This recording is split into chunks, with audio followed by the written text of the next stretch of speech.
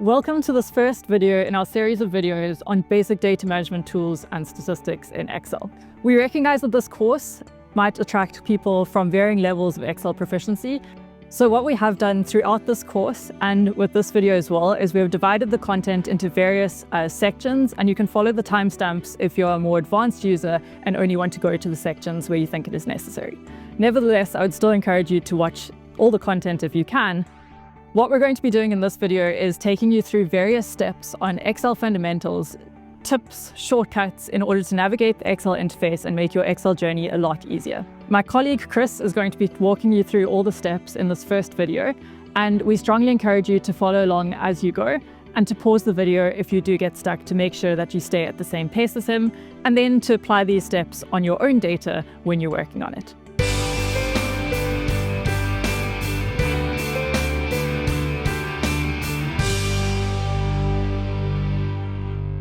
Good day, everybody. In today's session, we're going to do Excel fundamentals and some Excel shortcuts. I'm going to do this in a logical and structured order. If you want to work with me, the data we're going to use is the master list of schools of South Africa, and I'm going to show you how to download that. So first go to your browser and then just type in DBE for the Department of Basic Education and enter. Then you will get the link to the home page of DBE. And then you scroll right down. Right at the end, under Research, you will see an option for EMIS. So if you click on that option, you will then see on the right all the EMIS publications and then the school master list data. So let's click on school master list data. And here you get the master lists for quite a number of versions. So the latest national master list is the Q3 of 2023, and we're going to use that. So if you go to Q3 of 2023, see here's the national master list. You click on that, and then you can see the download is starting right on top here. And then if you just click on that, we'll open up the Excel spreadsheet, and there you have it. And this is the master list we're going to use for this session. We're going to use the master list for the shortcuts also. When you downloaded the master list, in the master list, the format, there is a filter in for each column. It's not good when I want to show you all the shortcuts. So to get rid of that, you need to be in any of the headings. I'm going to put my cursor in the official institution name heading. So you need to click in there, and then you need to go to Home, and under Home, you will see in this area, there's a filter. And then under Filter, you just click and then click the filter option again. And now you can see there's no more filters within this entire data set. While we're busy with shortcuts, let me show you how to do that. So it is Alt again, then H for Home. And now you can see the filter option is S. So if I say S, then it gives you the menu option for filters. And all that I need to do is to click the F, and there it is. There's the filters again. So if I want to get rid of the filter, is again Alt, Home for H for Home, then S for the filters, and F to get rid of the filters. That's the shortcut for that. I'm going to start with an overview of the interface. So in Excel, on this entire screen, we have quite a few parts that I quickly want to discuss with you. The first part is the main tabs, and we have the File, Home, Insert, all these tabs. And if you click on each tab, you then get the main ribbon for that specific tab. For instance, if I click on Insert, you can see all these icons. That's under the main tab, Insert. If you click on Home, you have all the icons for that specific Home tab. So that's the first part. That's the ribbon.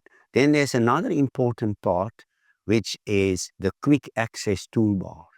And I like this because you don't have to go through all the steps just to save a file or to redo. So if you want to manage this, you can click on an arrow, and you can see I can determine what I want to see in my Quick Access toolbar. If you have all these menu options and you click on the one that says More Commands, I can then determine what I want to display within my Quick Access toolbar.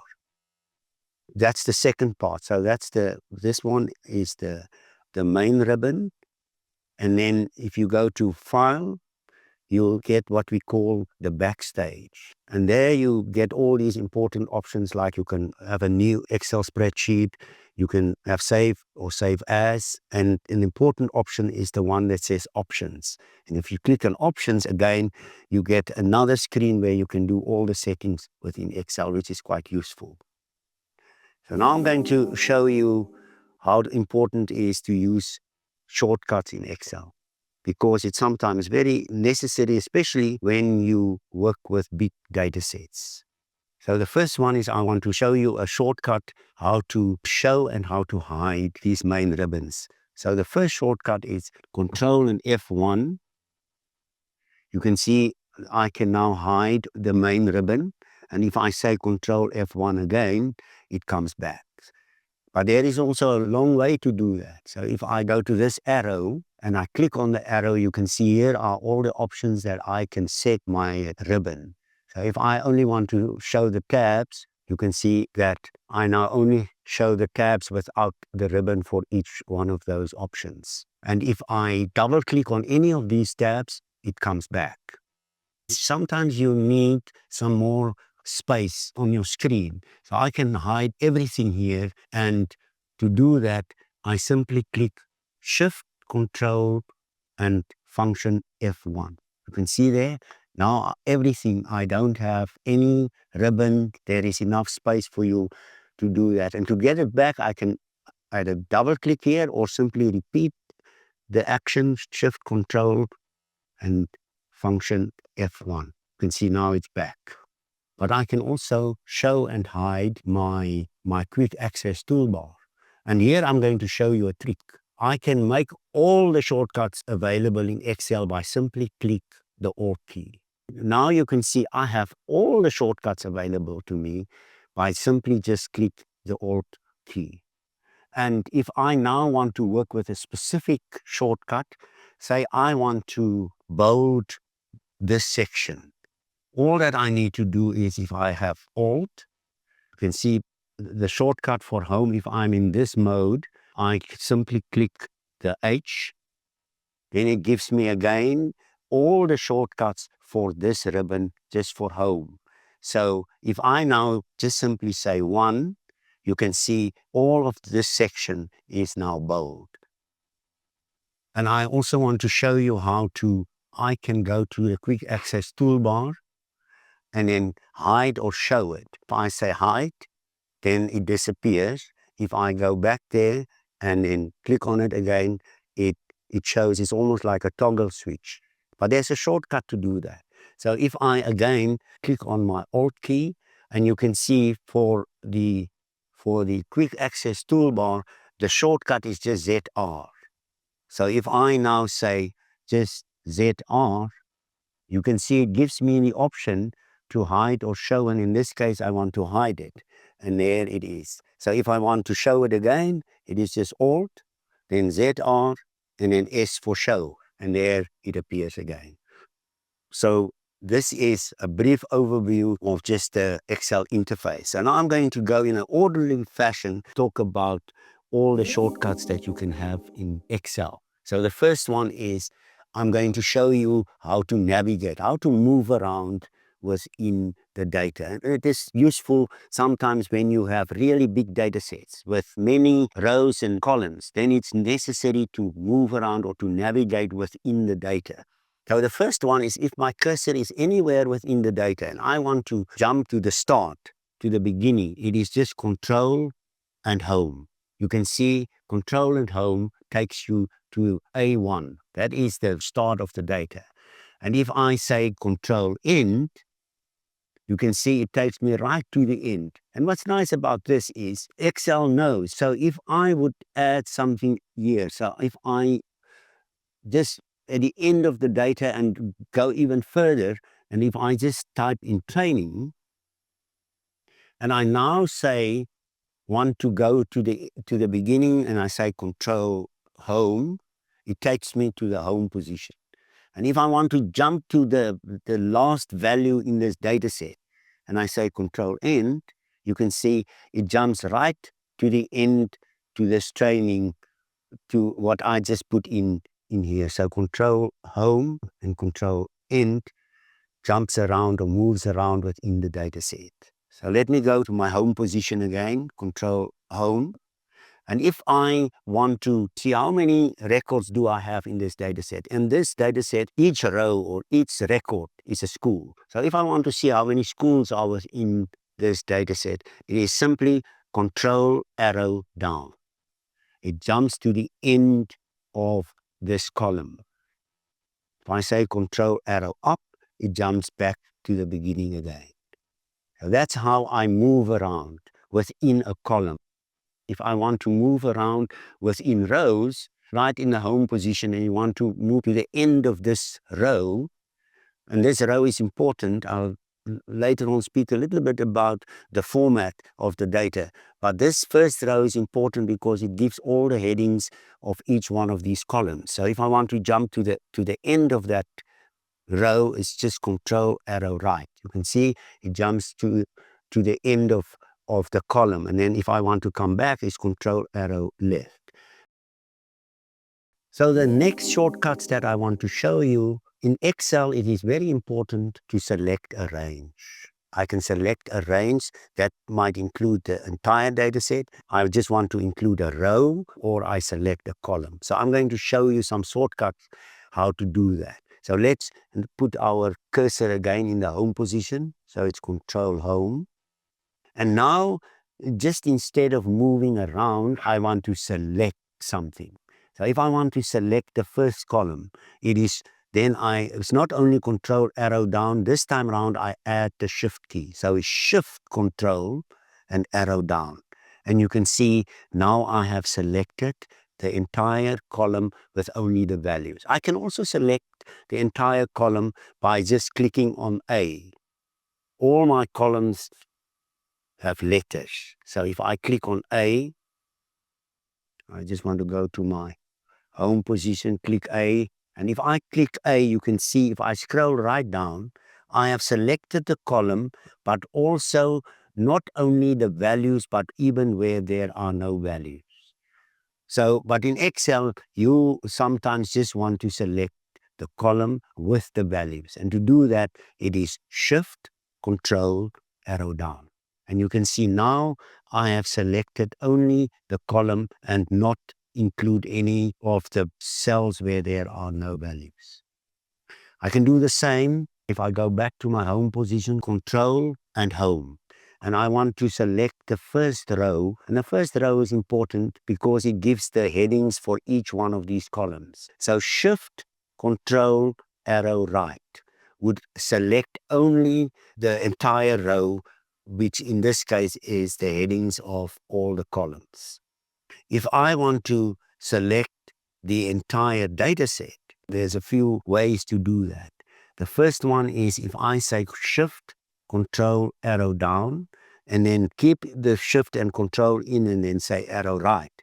Now you can see I have selected the entire data set. So Shift, Control, arrow down, Shift, Control, arrow right gives me the option to select everything within this data set. And you can see everything now is selected. There is another shortcut to do exactly that. I can simply say Control A. And Control A is not only an Excel, it is a Windows option. Control A means select all. So my next part of shortcuts is specifically around copy and paste. So I want to show you why it is necessary and important. I want you to open a new worksheet. And to do that is if you go to the worksheets at the bottom of your data, and you can see there's a plus sign. If you simply click the plus sign, it opens up a new blank worksheet. And important in Excel is that Excel's default is always sheet. Excel's default is sheet 1. The next one will be sheet 2. I'm going to rename this sheet, and I don't leave it as sheet 1 or as sheet 2. So, and to rename that, you click on sheet 1 on the name of the sheet, right click, and then rename it. And you can see Excel gives you the opportunity to rename the sheet. In this case, I just simply want to call this copy and then underscore paste. It means that I want to use this to show you the copy and paste shortcuts. So then as a start, I go back to my ordinary sheet, and then I want to copy this entire sheet over to this new sheet. So you need to be inside this table and Control A. It selects the entire range or the entire data, then Control C. And now you can see the behavior of the cursor. The movement around this entire data tells you this is what I selected that I want to copy. So that I'm in copy mode now. And I want to select this entire data set, and I'm going to go to my new sheet, which I just opened, and then go to my home position. And I want to show you two ways to do this. The first way is simply to say Control V is for paste. And Control V gives me the exact sheet as the one that I copied this from my first worksheet. This data set is exactly the same. The formatting remains the same. But if I want to change that, sometimes I don't want to keep any format. I want to just copy the values as is in the previous sheet. So I'm going to tell Excel to redo this. So I'm going to undo that I have a blank sheet again. And now I'm going to go to my sheet again. Control A is I want to select everything. Then Control C means I want to copy this. But this time around, I don't want it to include the format. I just want to copy the values. So I go to my new sheet, go to my home position, and this time around, instead of saying Control V, I say Shift Control V. And now you can see, I just have pasted the values only. There's no more highlight, bold, italics, any formatting in this. And this is sometimes important function that I want to use when I do some data analysis. So in our next session, I want to focus on the formatting of the data. And that's important to have a formatted data set, and it makes it easier when you want to analyze the data. And you can see in this data set, which we copied from our previous worksheet, you can see if I look at the headings, the entire heading is not always available. So let me use this one under the column E, for instance. And you can see if I click on it, the entire name should be official _ institution _ name. But it is the entire heading does not show. So to open up all these headings and all these columns and adjust it according to the longest value within that column, there is a way to auto adjust each one of these columns. So let me show you how to do that. So if I want to auto adjust this E column and I go to the end of that column, which is this one, and I double click on it, you can see it opens up the entire column width for me. There's a way that I can do all at once. So let's do that.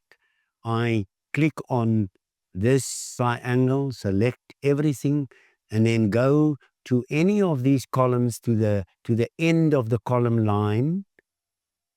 And I click on it, and you can see now I have selected and I have auto adjusted all the columns according to their specific widths. There's also a shortcut to do that. So if I go and I select all the columns again, and then go to my home position. So if I go to Alt, it gives me all the shortcuts for my main ribbons, and then Home, H for home. Go to my H and then O. It gives me then the option to select what I want to do, and then I gives me the auto adjust. So you can now see that shortcut H plus O plus I will auto adjust all my columns according to the longest value within that column. And if I want to do the same thing for my rows, so I'm going to change the format of the rows a bit here. You can see the formatting is now not the same for all the rows all over. So I want to auto adjust that also. If I go again to, this is important, this corner here with my triangle, I click on it, and then I select select everything. And if I now again go to Alt, H, O, and when I want to auto adjust the columns, it is I. To auto adjust the rows, it's A. And you can see there's it back to my original formatting. So now let's put some borders around this, that we have a nice formatted data set with borders around it.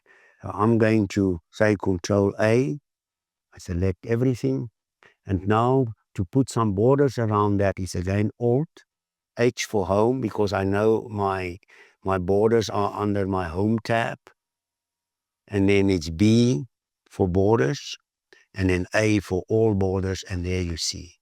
I have nice borders now around my entire data set. And you can see I don't even have to remember all of these shortcuts. Once I have the Alt key, it takes me through the steps that I can use for that specific shortcut. So our next section would be working with rows and columns. And in Excel, it's important. It's sometimes necessary when you have a data set to add some rows and to add some columns. And I want to show you a brief overview of the shortcuts that you can use to add columns or to delete columns, and how to add rows or to delete rows. And in Excel, it's always when you add a column, it always adds to the left. And with rows, when you add a row, it always adds above. So let me show you the shortcut to do that. So if I want to add a column, I sometimes want to number all the rows so that I know how many records are. In this case, I want to know how many schools are we working with in this data set. So if I want to add another column just here left of A, I want to open up another column so that I can add all my number of schools, starting with number 1 up to the actual number of schools within this. So, and to do that is I have my cursor in this A position and simply just select my A, which means I want to add another column left of this A column. And to do that, it is simply to add a column is Control, Shift, and plus. And you can see there, it just adds a column to the left. If I want to add more than one column, I can simply do that. So if I have a need to add 2 columns right here after status, because I want to add some other detail in the data set, I simply go and say, I select the 2 columns. I want to select 2 columns or 3 or whatever the case might be. In this case, it is 2. So it is Shift, Control, Arrow, and plus. And you can see now I have added 2 columns. But later on, I realize I want to get rid of these extra columns again. I can get rid of that if I simply go and select these columns that I want to delete and simply say Control minus, and that's it. So there's an easy way just to add or to delete columns. Exactly the same principle when we work with rows. So if I want to add a row again, say I want to add a row on top of row 9, I want to add another row. So I select that row and then simply say Shift and Control and plus. And it always adds a row above the current row. So that ends our lesson on all the shortcuts. Thank you very much.